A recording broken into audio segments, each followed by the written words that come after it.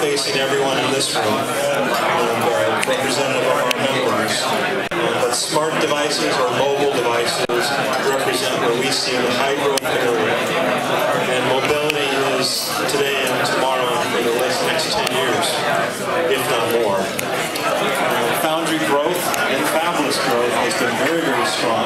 And the industry consolidation continues. And I believe, as I mentioned before, the co-design of chip packaging and system is all the design in manufacturing community. So we're also looking very closely at the new device structures, the next generation, to get us beyond 20 nanometers down to 14 nanometers and beyond. The leading companies in this room are working on that as we speak. But since Semi represents a very strong representation throughout the supply chain, we bring it all together on this show. I'll take a pause a moment on 3D IC. You probably have heard much of it in the media. It's out there. It's going in that direction. But there's a transition path for 3D IC, where you'll start to see the semiconductor devices go into a transitory stage, 2.5, where you're stacking things together with an interposer. I will say that it's becoming a disruptive activity in the industry, where you're starting to see the ecosystem move together in what I call an integrated fabless manufacturing model, where the fabless has to work very closely with the foundry through a full ecosystem. And 3D IC represents one of those transitory moments. If you want to know what some numbers are around 3D IC, you have to look no further than all of the semiconductor devices representing close to a $4 billion market from the standpoint of the packaging and the materials, not representing the chip numbers, but everything that leads up to that from a manufacturing perspective. And you can just see the strong growth, and to the right is all the companies that are currently participating in 3D IC. Semi as an association is out with standards early to be able to make sure we continue to drive the manufacturing costs down. You'll see the list here, including GSA, SIA, JEDEC, and Semi, taking the lead on 3D IC to drive the way. Just 8 months ago, we launched this initiative in 3D IC, and now you can see all the representative companies who are participating. I do invite everyone here to inquire more about what we're doing in 3D IC. And in fact, we have committees formed and representatives here that can somebody to contact with. So there's other challenges in manufacturing that everybody faces, and I don't think the designers or the system architects in the design community can turn away from the fact that all of the issues in manufacturing continue to drive variability in design and ultimately yield. A cartoon about the integration of the system.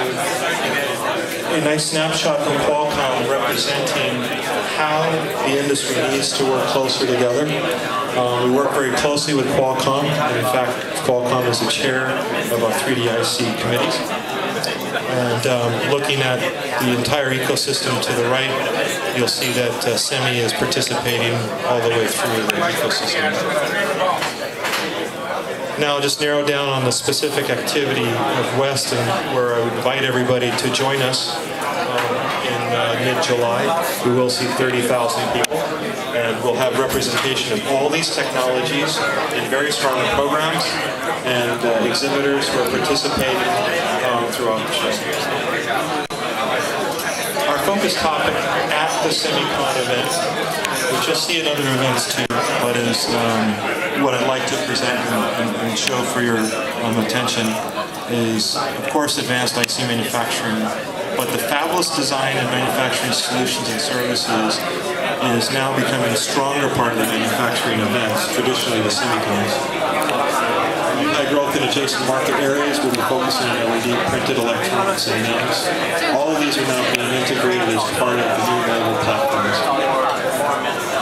Likewise, as I mentioned, 3D IC packaging. The new wafer sizes are coming. Intel has announced, TSMC has announced, and we expect to see others follow. 450 millimeter, along with advanced capabilities in the manufacturing. we will have a very strong keynote representation from the show. If you might recognize Tian Wu, the Chief Operating Officer from ASE Group, along with Luke Vandenhoff from IMEC, will be kicking off the event. And then the specialized areas that we have represented there, from 3D IC down through equipment and design. I'll skip this one from a layout of the floor. You can see all of our programs online. We do have special interest areas. I highly encourage, if you come to the event, to see, to learn, to meet with exhibitors and to see the presentations around. As I mentioned again, 30,000 people attend the show. And we'll have a very strong focus on design and manufacturing services.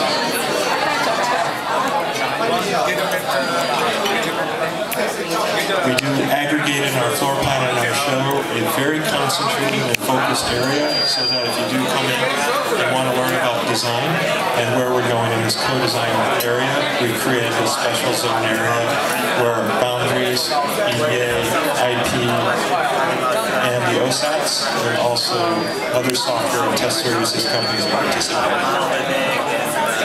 And then some various footprints.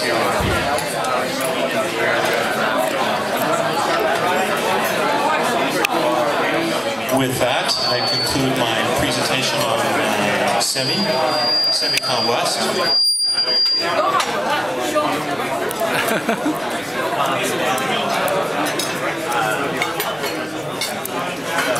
Maybe it's okay now. So again, I want to thank CASPA for inviting Semi, and I would like to just point out the individuals who you may have seen or introduced. Tom Samuel. I'll let everybody just do. I want to say thank you again, CASPA, and thanks everybody. Enjoy your lunch.